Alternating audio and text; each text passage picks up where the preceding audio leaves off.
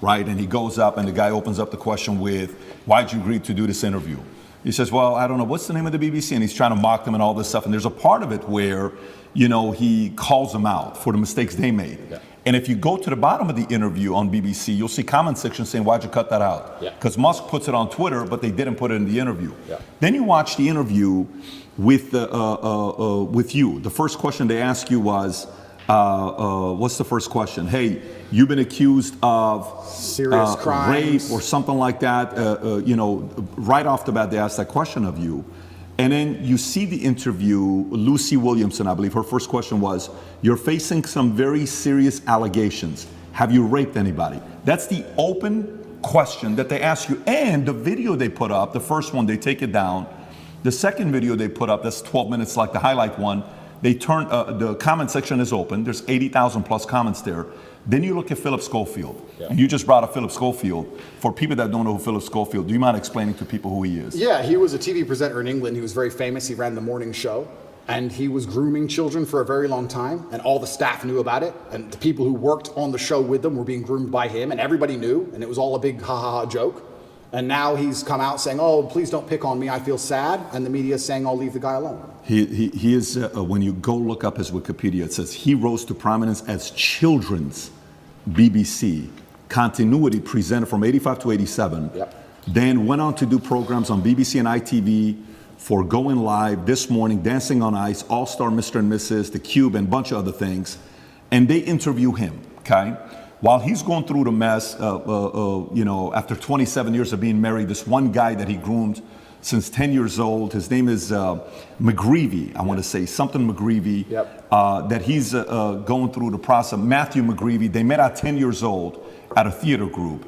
At 15 years old, Philip follows him on Twitter. While the kid is 15, he follows him on Twitter. The guy celebrates it. Long story short, Ruth Langsford, they work together with. She files a complaint. Then right after filing the complaint, McGreevy gets fired. Then he has to take a break. Then he comes out after 27 years telling his wife, and hey, I'm gay, I'm coming out of the closet. He's got 2 daughters. But there's a part of it where Matthew calls his wife and says, hey, your husband and I had an affair together when I was 19 the first time and 20 and all. Nobody knows if it was before or not. The interesting thing about him is his brother, Timothy Schofield, I don't know if you know about his brother. Oh, what, the one who's in jail for being a pedophile?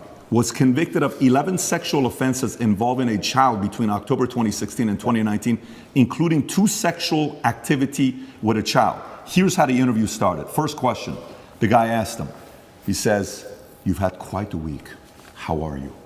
Opening question. Versus the question they ask you on the opening, right?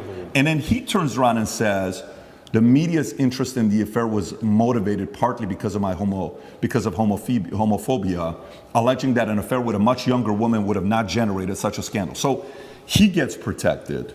And he says, all those people who write those stuff, do they ever think that there's actually a person on the other end, right? This is proven. By the way, this is the part where even when somebody's watching you and saying, why are they taking him to court? Maybe he did something.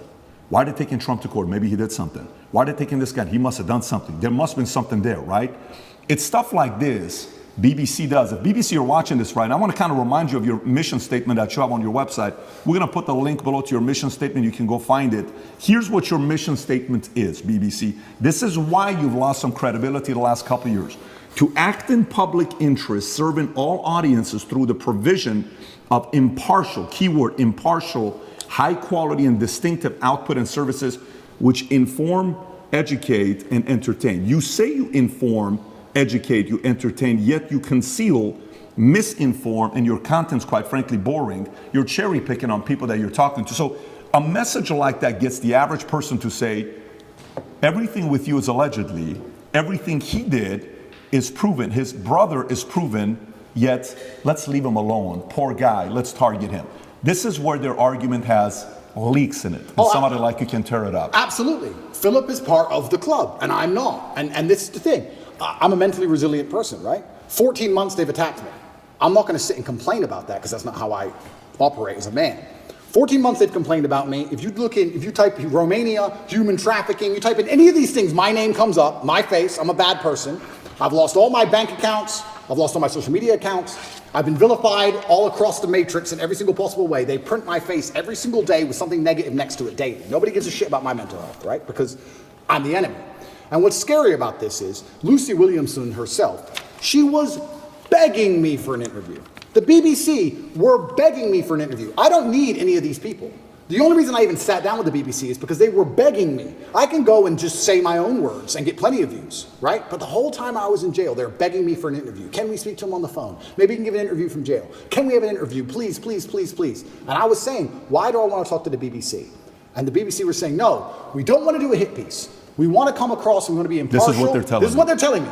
We want to be impartial. We believe there's a side of the story that hasn't been told. We're really interested in some of the, let's say, what's the word? I don't want to get this wrong. Inconsistencies in the Romanian justice system. We're very interested in his side of the story. There's been enough hit pieces. We want to tell the other side. We want to hear Andrew Tate's story. And I said no, on repeat.